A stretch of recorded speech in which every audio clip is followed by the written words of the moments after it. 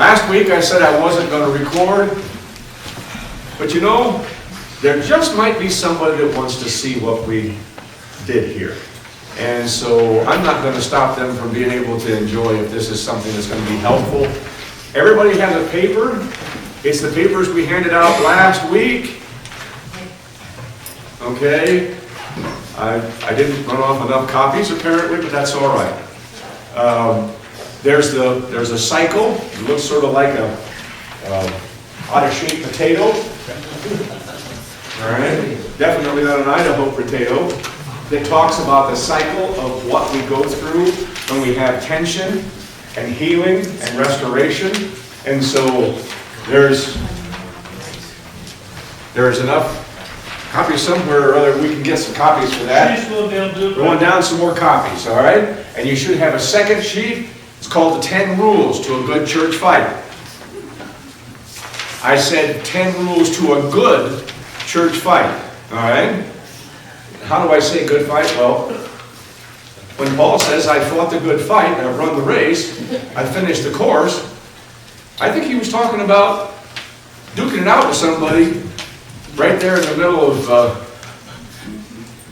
I'm not really teasing, I'm actually pointing to the fact that when Paul came back from his first missionary journey, and he came to Jerusalem, you know what they faced when they got together as the leaders? Conflict. Well, most of us are married, so I think probably... We all know the rules about that, yes.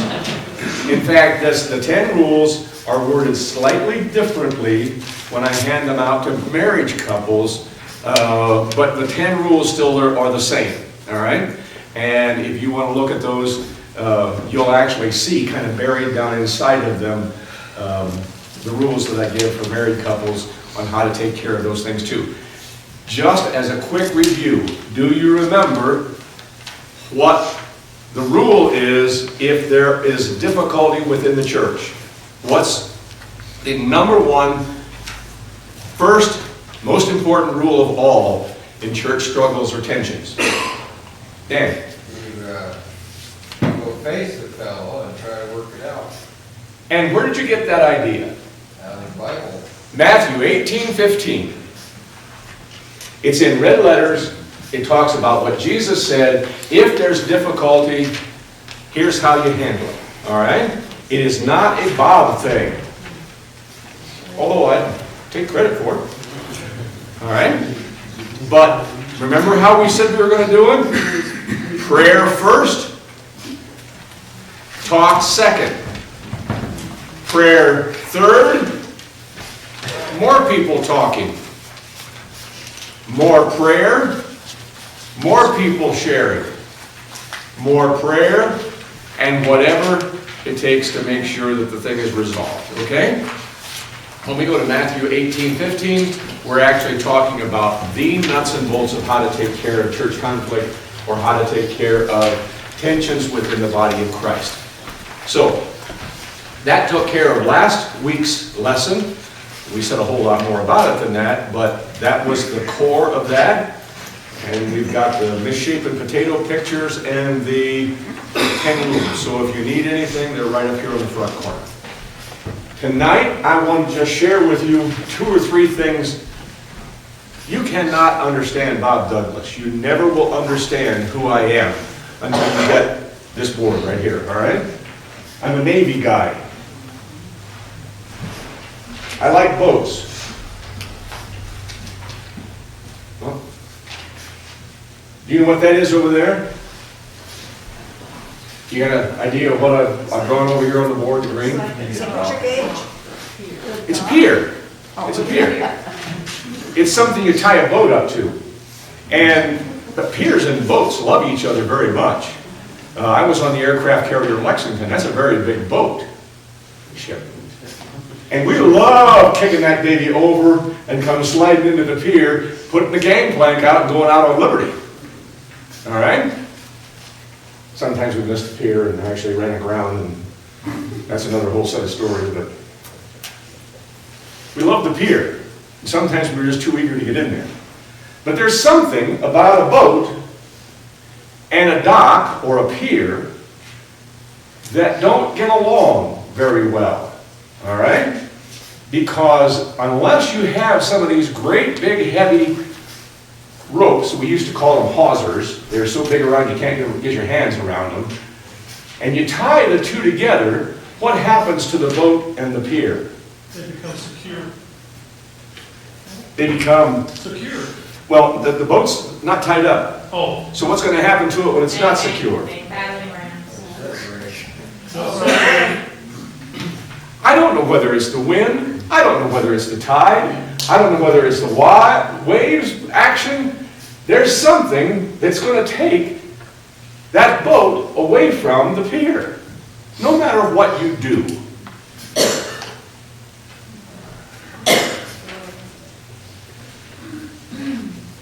When I'm in marriage counseling, I put the husband over here and the wife over here. If I was in doing church conflict management, I'd put, oh, I don't know, I'll use my imagination, the board over here and the youth leader over here. I don't know. See how silly I can get? Why don't they like being together? Why don't they stay close enough together? Why do they keep moving away? A life of their own. That's right. There's something about it, all right?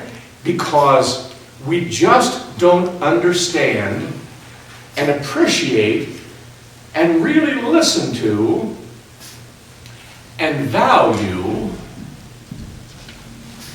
the other side of the equation. Now, I've already ruined the tape on this thing, so I've lost my ability to move it around much more, so I'm going to leave it over here off to the side. What do you have to do to get the pier and the boat back together?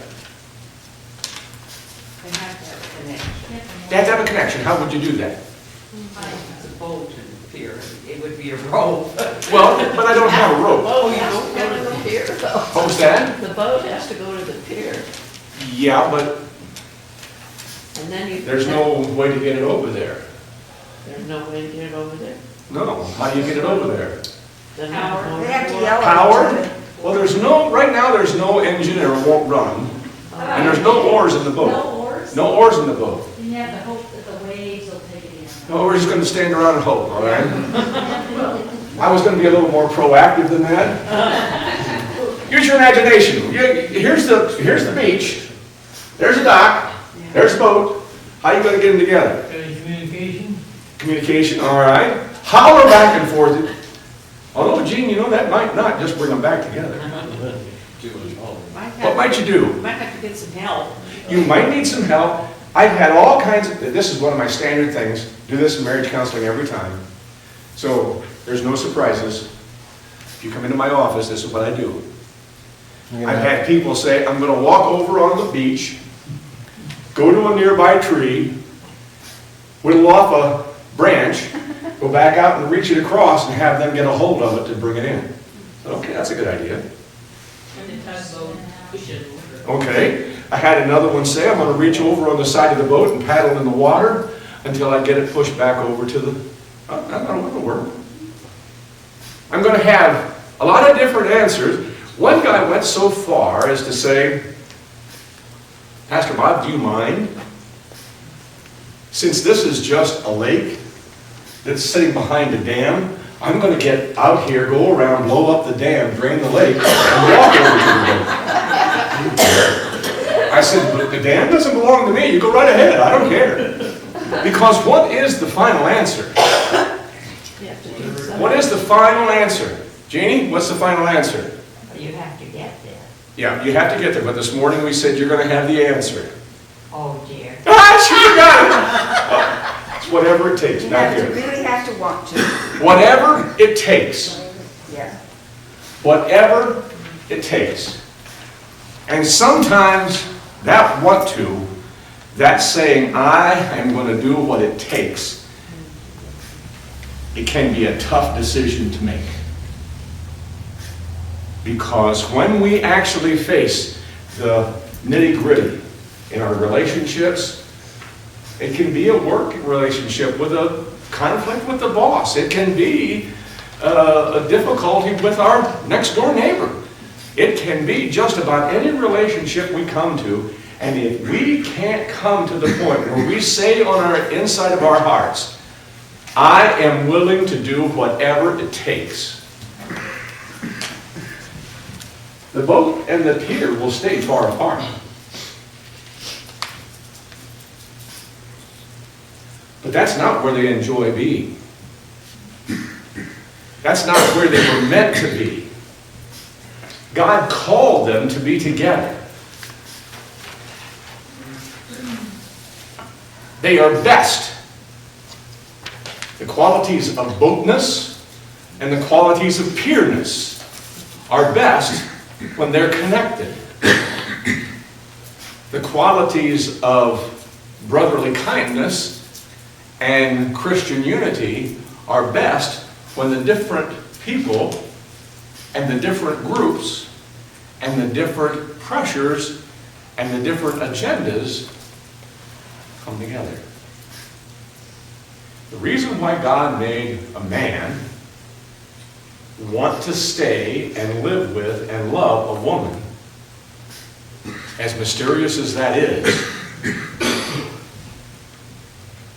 the craziest thing anybody ever could have come up with. People just too different. People are just too different. I don't care if you've been together 46 years. Every once in a while you scratch your head and you say, I just don't know where they're coming from. All right?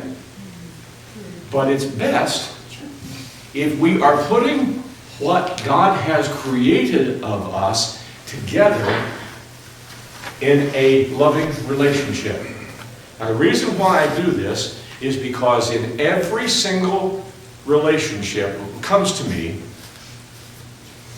that usually is in tension, they want to go through a list of all the things that are wrong. Everybody's got a laundry list.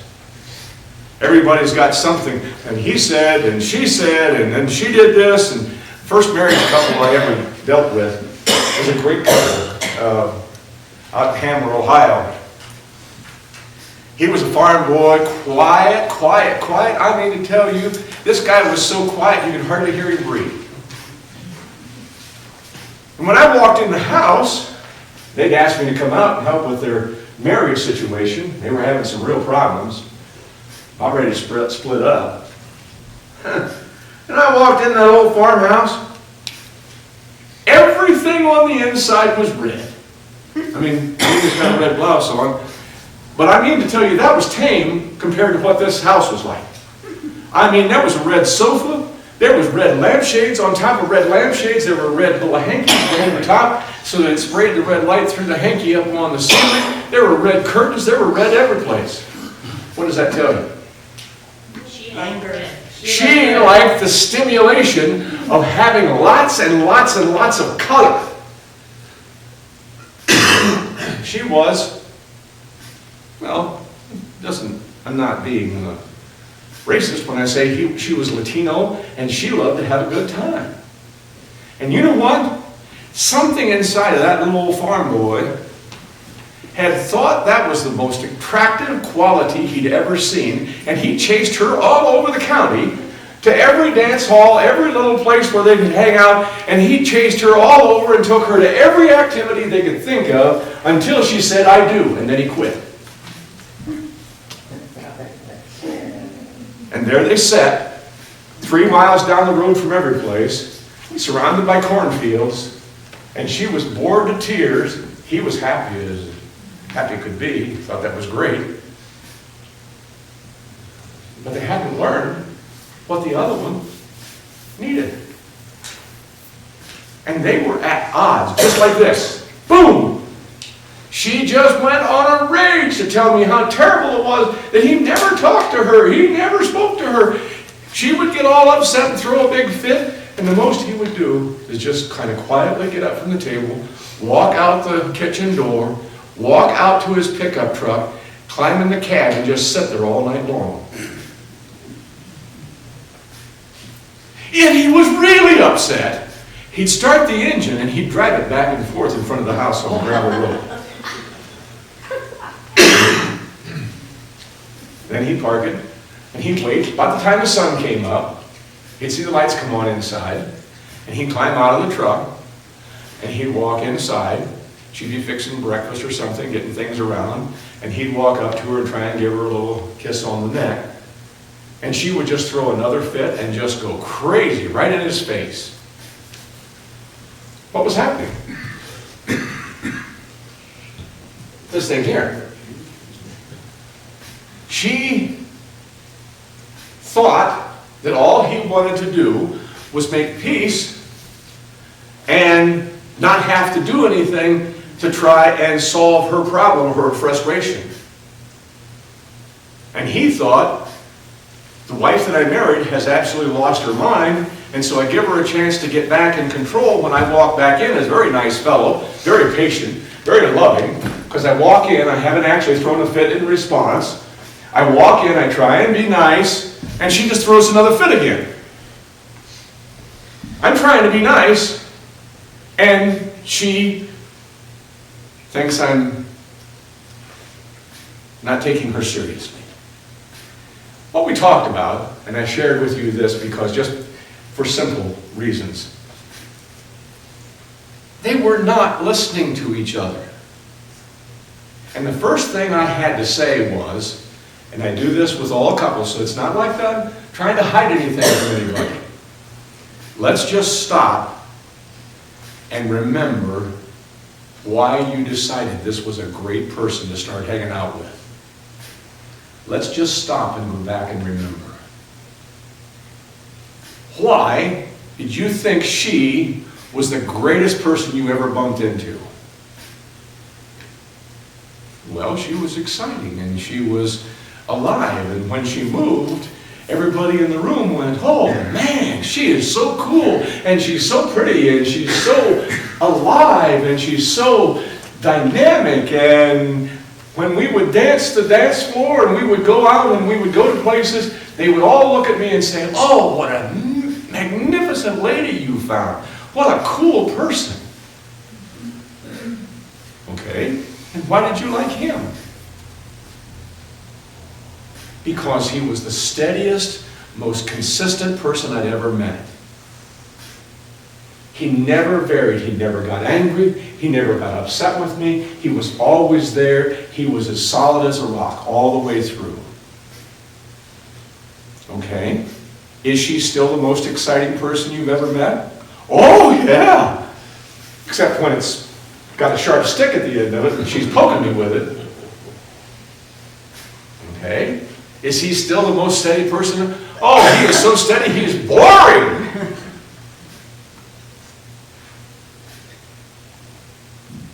Last week we talked about two kinds of love.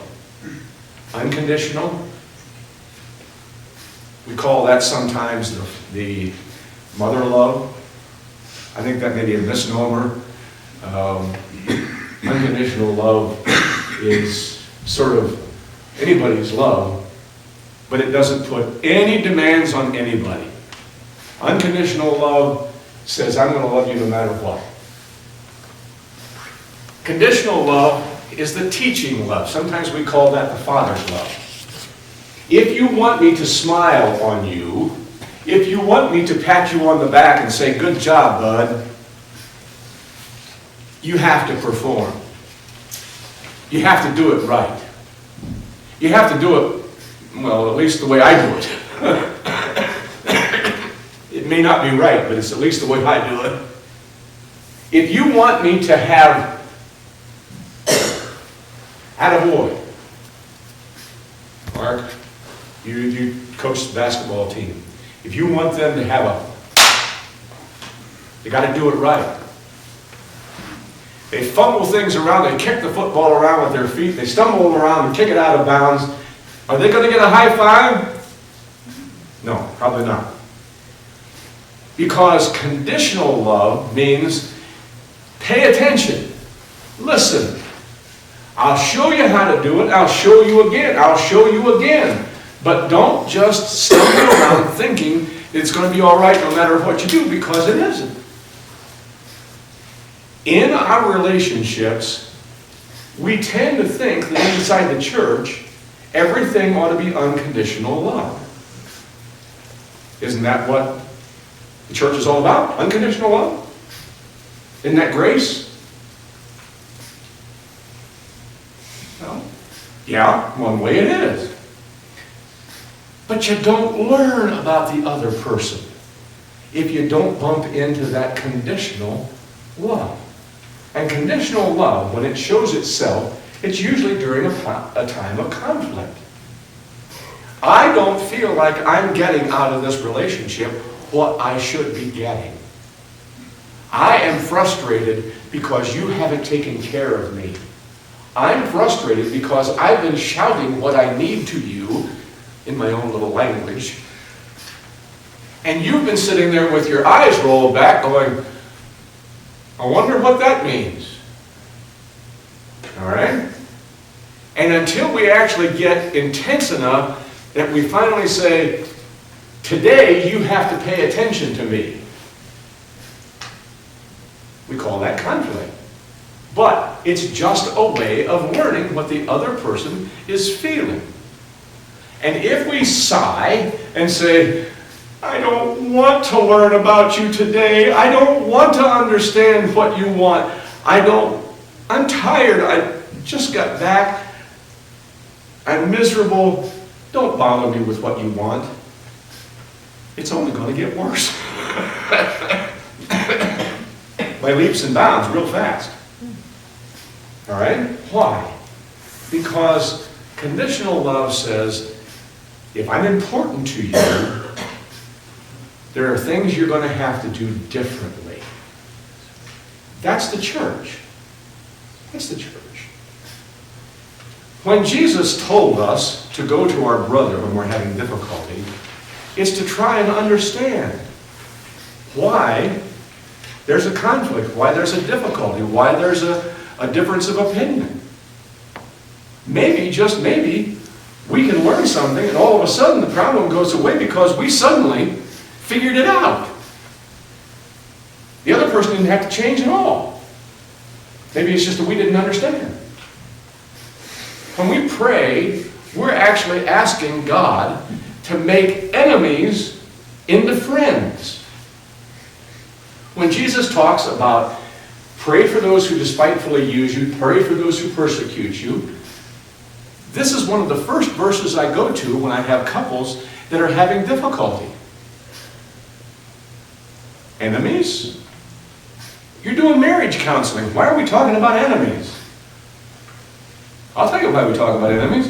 Because husbands and wives that are at each other's throat look an awful lot like enemies sometimes. All right? Are they looking out for the other person's welfare?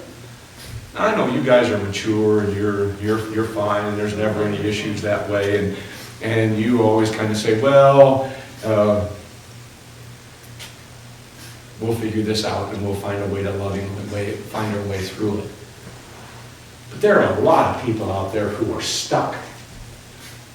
And they don't have a clue as to how to get better. And part of the reason we're doing this is I want you to do 3 things all at the same time. I want you to know within your heart why things happen the way they do. It's not just evil spirits invading your life, although that can have an influence. But it's the normal part of life. Not only do I want you to live better than what we do just on our own instincts, I want you to be able to have a testimony so that every person that comes into your life, and they're talking about what a terrible mess they've gotten themselves into and what a struggle they're into, you can smile and say, you know, we've just been studying that in our church meetings. Maybe there's something I can do that I can help you. Maybe there's an insight that I can share with you and make it better. All right? How do we start? Where is the starting point? For every church conflict, for every marriage conflict, for every work conflict, where is the starting point? This now is finished. We're going to be doing whatever it takes, so I'm going to erase part of this.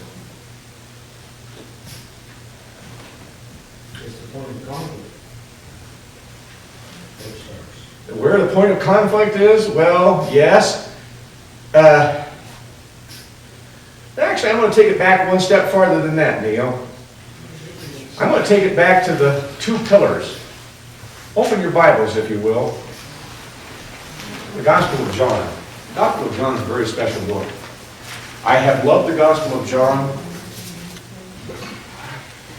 as far as I can go back. I was almost finished with my seminary, and one of my favorite professors was Hilliard Camp. And Hilliard Camp was dying of cancer. And the staff realized that he didn't have long to live. But his heart was on fire to teach. And they said, Hilliard, if you had to teach one class before you passed away, what would it be? And he said it'd be the Gospel of John. They said, now you have the responsibility of teaching only one class this semester, the Gospel of John. He said, it's too late, nobody will sign up for it because it's so late, nobody even knows it's out there and everybody's already got a full schedule. He said, we believe you're going to have enough students. And as soon as it was announced that Hilliard Camp was going to teach the Gospel of John, I already had 15 hours. That's the most I'd ever carried.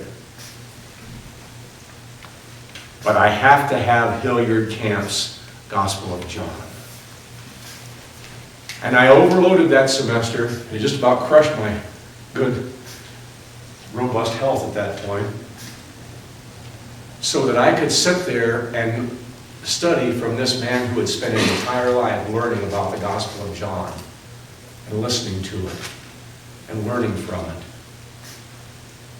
And one of the things he shared with us was the great pillars of the ministry of Jesus Christ.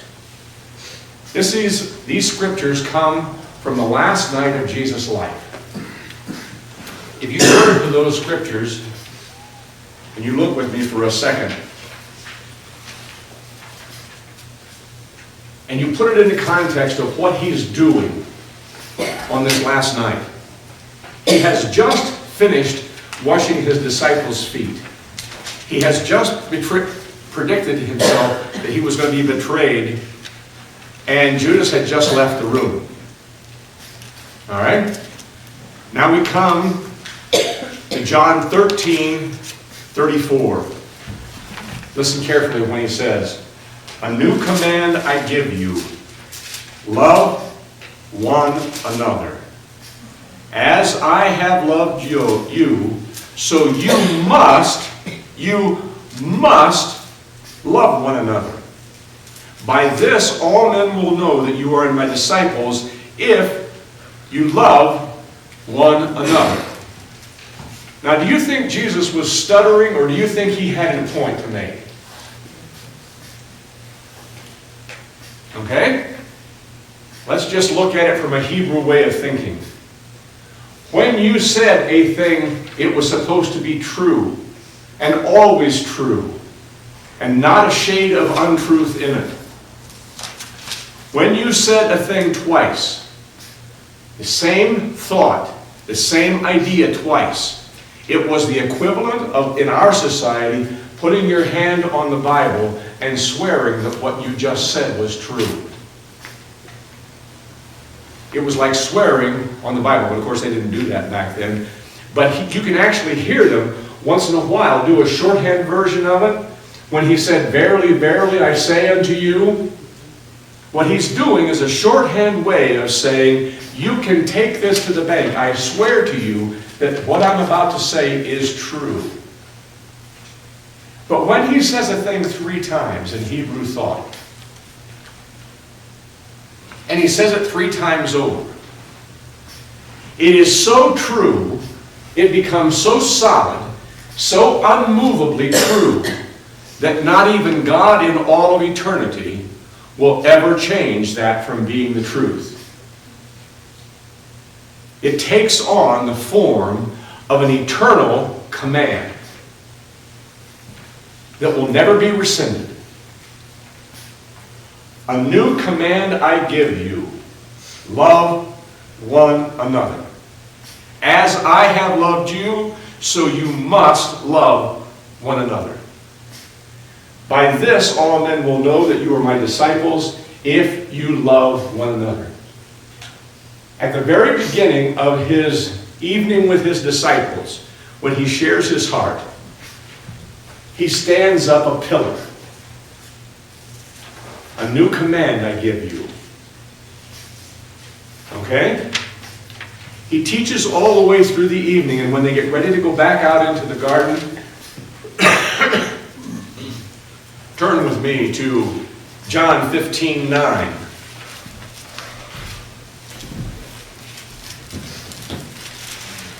As the Father has loved me, so I have loved you. Now remain in my love. If you obey my commands, you will remain in my love, just as I have obeyed my Father's commands and remain in his love. I have told you this so that my joy may be in you and your joy may be complete. My command is this: love each other as I have loved you. Greater love has no one than this, that he lay down his life for a friend. You are my friends if you do what I command. I no longer call you servants, because a servant does not know his master's business. Instead, I have called you friends, for everything I have learned from my Father I have made known to you. You did not choose me, but I chose you and appointed you to bear good fruit, fruit that will last. Then the Father will give you whatever you ask in my name. This is my command.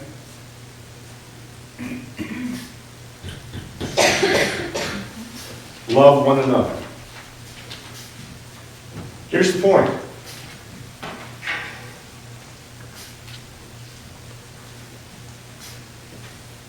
Well, the point will be a different color.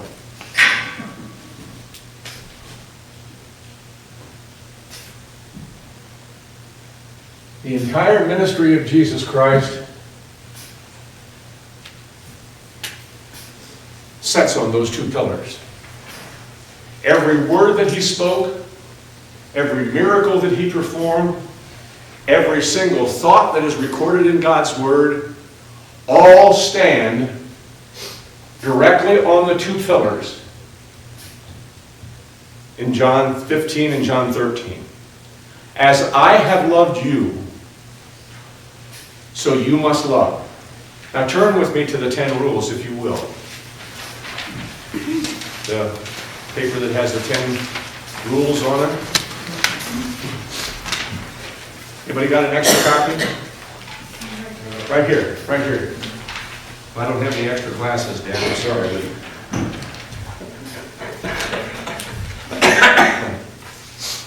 What's the first rule? It says start every argument, discussion, or whatever, debate, by repeating, I love you, brother. I will always love you. You are my friend, as well as my brother or sister in the Lord. I have pledged myself to help you, to support you, be a partner in bringing you close to our Lord. I am not going to stop taking care of you, no matter what we discuss in the next few minutes. And then every single time the voices begin to rise just a little bit, we repeat this rule out loud over and over again through the discussion. You know what this has the effect of doing? It absolutely kills an argument. Absolutely destroys an argument. You know why? Because suddenly everything else is manageable. Why is it so important? Because in our human nature, please remember, we do not like to reveal too much about ourselves, to ourselves. We lie to ourselves, okay? We think we're nice people and we think we're good people. We try and be nice, and I applaud every person who tries to do that. But you know what? We don't win many arguments that way. And there's no satisfaction in it. It's much, much more fun to drop the hammer on somebody when they're not looking, with the sense of saying, and if you disagree with me, you and I are going to come to terms, and we're not going to have the same relationship we had yesterday. There's an implied threat there. There's a little leverage going on. I'm sorry, I got too many stories, I guess. Had a friend of mine, Junior Culbertson. He was older than I was. He was a responsible leader in the church long before I ever even received a call into ministry. He was one of my Sunday school teachers. And after I started to school, he came to school as a pastoral candidate, feeling like the Lord had called him into ministry. One September, we had a pastor's meeting, a students' meeting, and we sat around and talked. And Junior shared with me that he was very seriously considering leaving his wife. I was crushed. Not only did I love Junior, but I loved his wife, Evelyn. She was my piano teacher for 4 years. She was a very special, very gentle, very talented lady. Why in the world would you want to leave your wife and divorce her? Well, I believe I'm just about at the end of my seminary and I'm ready to take the congregation that God leads me to. And she refuses to move out of that farmhouse and follow me to wherever God leads me to be the pastor. And besides that, I found another lady who will follow me, and she will leave her farmhouse, and she will go wherever God calls. And I think I'd rather be with her. Now you might get the picture that I did not agree that he was making the right decision. All right? And I went after him tooth and nail. I mean, I did everything. I twisted and I turned, I pulled, I cajoled, I used every manipulative tool at my disposal. Except one. Just about the time the sun was coming up, I decided it's time to level the guns with Junior. And I sucked in air, ready to let him have it. And the words were going to come out and said, and if you disagree with me and you leave that lady, you and I will never be friends again. I'm drawing the line on you, buddy. And just as I was about ready to choke out those words, I stopped. And I said, no, that's for God to do, not me. He left her, divorced her. He married the lady that, I mean, they looked so much alike you'd have thought they were twins. He got the call to be the pastor of the church in Ohio. I don't know how that actually happened. And he talked to his new wife and said, it's time for us to move out there. And she said, no, I'm not moving. I'm going to stay right here in this farmhouse that I've grown to love so much. You'll have to go by yourself. While his wife his ex-wife back in Columbia City sold the farmhouse and moved into town almost immediately.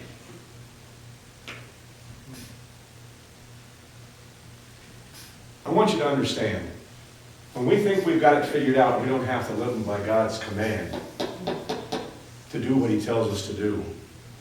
We get ourselves in an awful mess. And what we think we know and what we think are going to happen, and we're absolutely certain that this and this and this will never happen, or this will always happen, or what, they get all fouled up. He forgot that you can't simply disobey God's instruction to love as Jesus Christ himself loved, and then just go on and do what you want to do.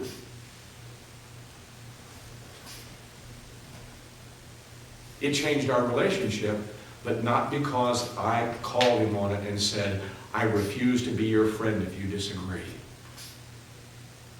Because I believe rule number 1 tells me I don't have the right to tell you that if you disagree with me, our relationship is permanently changed.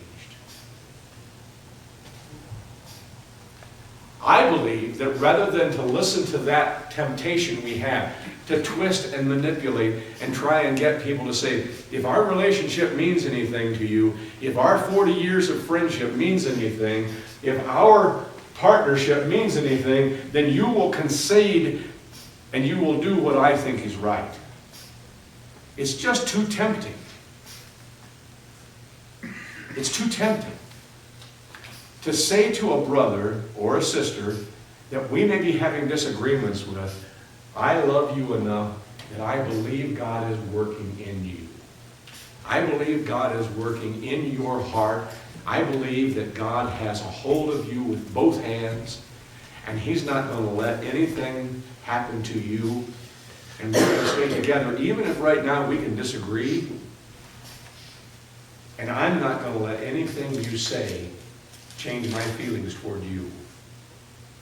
I told you a little bit about stories of some of the things that have happened through the years and promises that I have made to people. And I said, you will never, ever, ever come to the point where you can say anything that will change my feelings toward you. I will always love you. I will always take care of you. And I will never stop, no matter what you may say to me at this point. That's a gift of love. Hello? And the number one rule before we ever start a discussion or a debate should be saying out loud, I am going to take care of you and nothing can change that.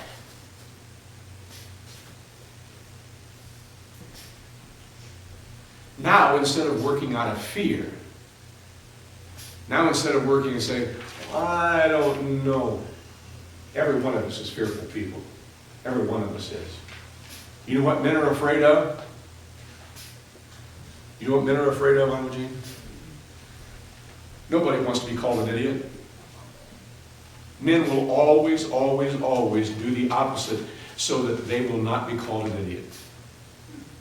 They will always try and avoid being called stupid, slow, fearful, afraid. I could use some very colorful language, but I don't need to. You know why? Because sometimes it's our wives that actually use it. And they pointed at us. And you know why they do that? Because they know it hurts. And you know why they do it? Because it's effective. It works. They can usually get 2 or 3 points in before the whole discussion begins to be too loud and it begins to fall apart. Just by saying, well, you've always been an idiot. You've always thought that was the... No man wants to ever think that his most important people consider him without worth of respect, without being worthy of respect. And what's a woman afraid of? Family, in every case, all the way across, universal. Security. Absolutely true. I am afraid that the person I am counting on, depending on, will not be there for me when I need them most. Call it security if you want to. That's true. Let's go back to that first example. Remember the lady that was all upset and her husband just walked out the door and went and sat in the pickup truck? What was he telling her that she was most afraid of all? He's leaving. He's walking out on me. He's closed the door. He's slammed it behind him. Now, was that what he was saying? No, that old farm boy wasn't going anyplace. He just was trying to get to a quiet spot. But she heard it because that's the woman's greatest fear. Being left alone, being cut off from fellowship, alone and unloved. And you know what men will say in the midst of the hottest of our arguments? Boy, I give you just about 5 more minutes, and if you don't straighten up, I'm out of here. And who knows when I'm coming back? Why do we say it? Because we know what works. We know that's what they're afraid of. We know in our hearts what is the sharpest point we can dig into the most tender spot. Did Jesus ever operate that way? What was the definition Jesus used of love? What was his definition of love? Love someone is the way you want to be loved. The way you want to be loved? Well, let's read it again.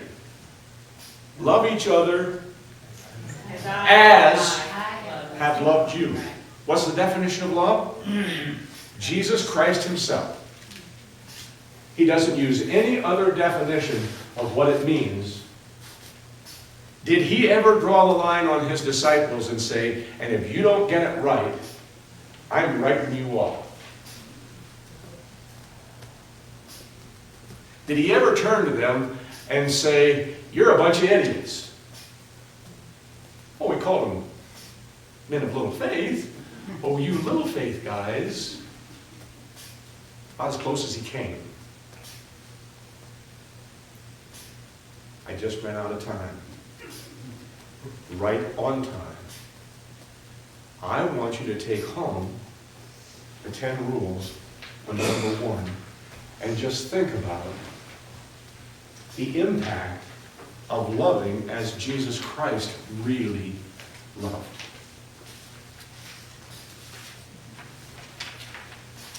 No matter what else you may say, this is a very, very hard lesson. You know why? Because if you say what it says here on lesson number 1, I will love you, I will always love you, you are likely to get hurt. There are likely to be people that will give you a full-bore load of what they've been carrying around. And you've promised not to fight back. That can be very hard to take. But listen to me. Jesus stood before the lashing post and took every lash. And he said to his disciples, as I have loved, you are to love. He took the crown of thorns on his head and let them beat on it with that old cat of nine tails and drive it into his scalp and said, as I have loved you, this is the way you're supposed to love. And sometimes it just flat out hurts. But in the process, God's doing miraculous things. Don't forget, the miracle of Easter is God won. You can't stop at the Good Friday event and after everybody else had gone home and say, this is the end of the story. Because it doesn't end there. If we really love as Jesus Christ commanded us to love, we can be afraid of what they're going to do. We can be afraid that what happens if they don't behave like I want them to? What happens if they don't listen? What happens if they let me down? What happens if it doesn't work?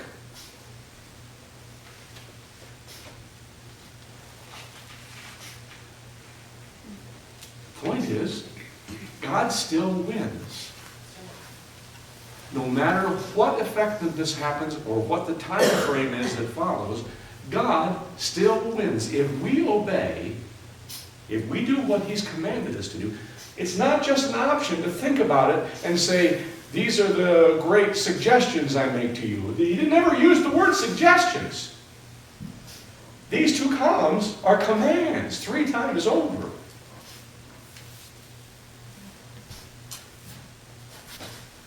I'm not going to pretend it doesn't hurt. But faithfulness is what allows God to work the miracle. faithfulness is what allows God to work the miracle. Believe He'll work the miracle. Do what He asks you to do. Listen to rule number 1 and hang on to it. It's not a Bob rule. You can see it's not a Bob rule. It's a Jesus rule. It'll work. Questions, comments, arguments? I'll take them all. Well, I have about 3 things. Go. A ship, being a Marine, is the only way I view a ship. It's not a pleasure craft for me. I don't want to be underwater. But for me, it is a means of transportation to get to where I want to go. And anybody that's been on the docks knows there's always a buffer, I don't know what you call them, floats, something, Defenders, they call them. that protects the boat from the dock. Because if anything goes on, it doesn't even have to take storm. Pretty soon there's damage done to both parts. Yep. You have to have a buffer there to ease the friction. Yep. And the reason Jesus came was so we'd know how to get to the Father. Mm-hmm. And he explains that if you don't love me as I've loved you, you'll never get to the Father. You will never see His face. You will never have His peace. You will never experience His joy. So this buffer thing that we need is this love, this perfected love. And that's what Jesus came as, perfected love, so that we might know it, so that we can go ask the Father about it. Mm-hmm. Yep. Being a Navy guy now, the picture I have of the ship is, this is me, and Judy is waiting on the dock for when I get into Liberty. And I can't wait to get the two together so that we can start our time together. And so that's why this is such important to me, because I always loved it when the boat got close to the pier. There was going to be a blonde-haired, beautiful lady on the pier waiting for me as soon as the gangplank went down. All right? That's why this is cool. Anybody else? More comments? Questions? The end of the story about your couple. They're still together. They're still doing fine. I told him, I said, look, What did they change? you chased her all over the country. Take her out once in a while. Remember what it took to get her heart won in the first place, and get with the program. And then we started teaching them how they were speaking to each other in languages that they weren't understanding. When he would come in and try and give her a little peck on the neck, I'm sorry, I changed the rules a little bit. He didn't really try and kiss her on the neck. He gave her a pat on, yeah. And that was their message. And she thought he was making a suggestion or an offer. And that isn't what he was doing at all. She just misunderstood completely what he was trying to say. He was trying to say, I love you, even though you blew up at me, and I have no idea why, and I'm ready to put it all behind us and go on. And she just thought it wasn't, he was just writing it off, didn't care. Once they understood how they were communicating with each other, they got along fine. That mean they never had another problem? No. They were two very different personalities. He got the biggest kick out of the world, getting in his pickup truck with her and driving up and down the gravel roads in Ohio looking at how good the crops were. That was their Sunday afternoon excursion. He thought that was great. She needed something a little more zesty than that in order to feel good. And eventually he came around and realized, okay, it's not fair of you to say you were going to love her and chase her all over the territory and then stop. It's not fair. You told her a lie. If you want to tell somebody a lie, that's dangerous. They tend to not like you very much. Get with the program. Do something. I once had a man come to me, 49 and a half years of marriage. And he was in tears. And he said, Pastor Bob, my wife just told me today she doesn't love me anymore. She doesn't want to be my wife anymore. She wants me sleeping in the back room from now on and not sharing the front bedroom. And she said she's finished with our relationship. They were in the process of planning their 50th wedding anniversary. And I turned to him very simply and I said, okay, you haven't been doing what you're supposed to do. You failed her. You thought somewhere along the line, 49 years ago or so, that when you said you loved her, that was going to be enough. Get with the program. Prove to her you really love her. Find creative ways to tell her that you love her. Prove it to her every day. Get with the program. You promise to love her every day of your life till death do you part. Death hasn't parted you. Get with the idea. Stop sitting around on your big duff thinking that you proved it 49 years ago. When they came to the church 6 months later, they were acting like newlyweds. Did she want to be divorced from him? Did she want to stop being his wife? No. Did she want to stop being taken for granted? Yes. And all he had to do was do what he promised to do. Now I'll tell you the end of that story. That's kind of an interesting one too. In that interim time, she was mowing the yard. That was sort of one of the things she enjoyed doing. And it was really kind of high grass that spring. And without shutting the lawnmower off, she reached in to get a clump of grass out of the end of the lawnmower. And the blade took off these 2 fingers at the end of that third one. She shut the lawnmower off and ran as hard as she could to the neighbor's house to tell him that she was in trouble. And he wasn't home. Now, why did she go to the neighbor's house? Because he was the only man around that she thought would still be there when she really needed somebody. But you know who it was that took her to the hospital and stayed with her through all those surgeries and all the stitches and all the healing and everything else?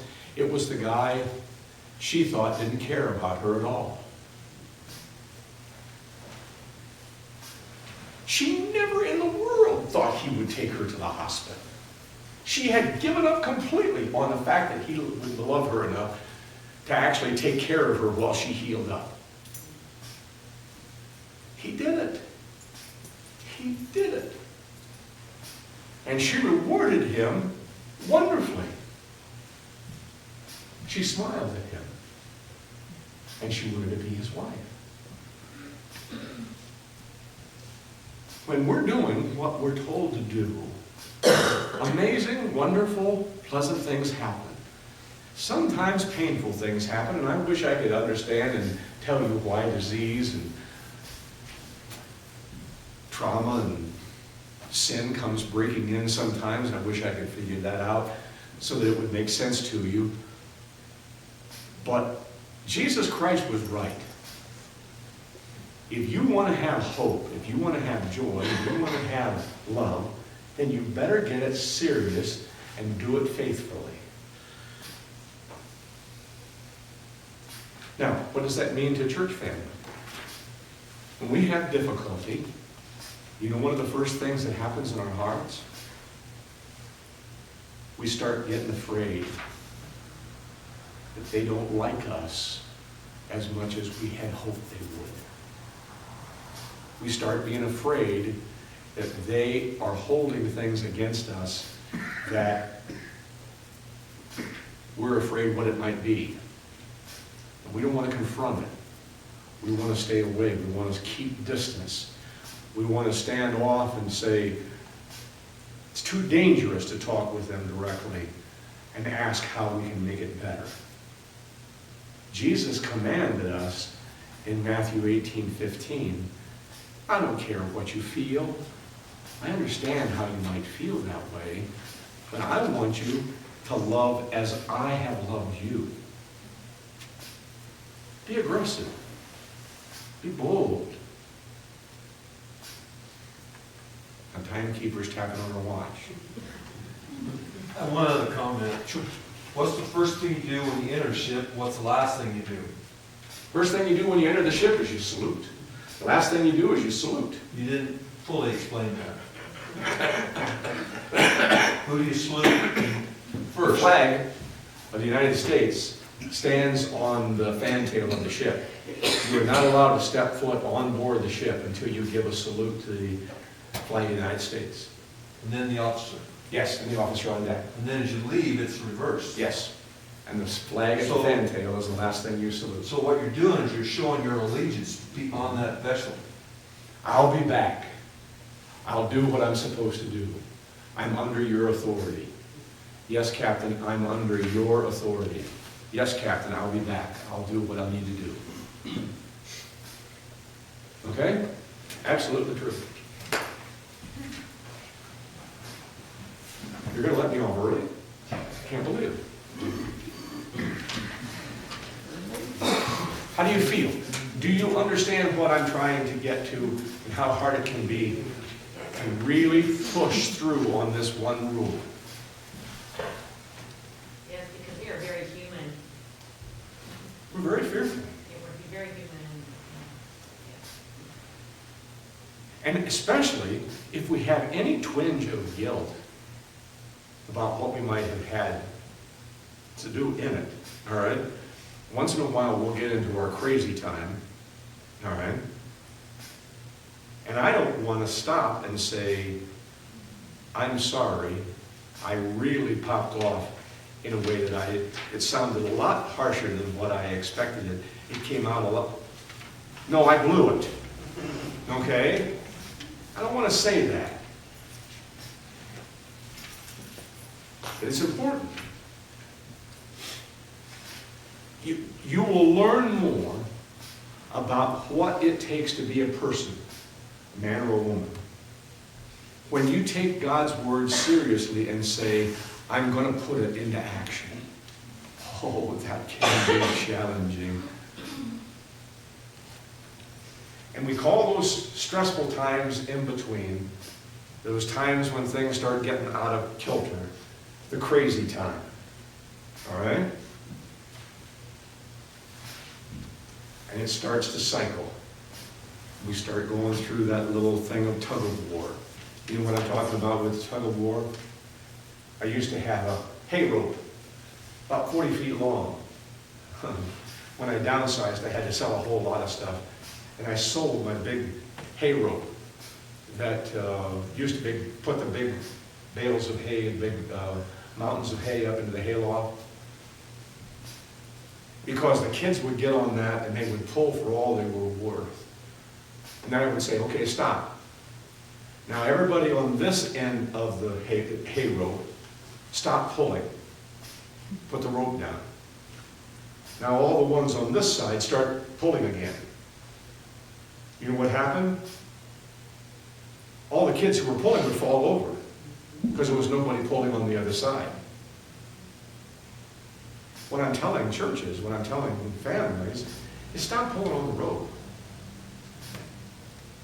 If there's no pulling on the rope, if you're saying to your significant other, your neighbor, if you're talking to your boss, and you're in this tug of war type of struggle, and you stop pulling, it makes pulling from their side a lot less fun.